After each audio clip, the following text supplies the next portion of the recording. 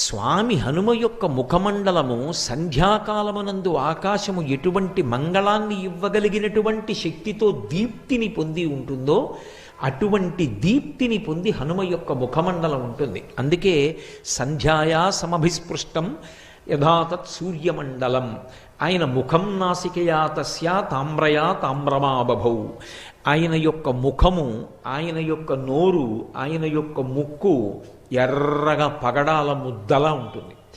అలా ఎర్రగా ఉన్నటువంటి ముఖమండలం వంక ఒక్కసారి మీరు చూసి ఒక్క నమస్కారం చేశారనుకోండి, అది పరమమంగళములను ఇవ్వగలుగుతుంది. రెండు, హనుమ యొక్క ఉపాసనలో ఉన్నటువంటి అత్యద్భుతమైన విషయం, ప్రతిరోజు హనుమ యొక్క ముఖాన్ని ఎవరు చూస్తారో, ఎవరు ఆయనకి నమస్కారం చేస్తారో అటువంటి వారి యొక్క అజ్ఞానము తొలగిపోతుంది. చాలా తొందరగా వారికి జ్ఞానకటాక్షము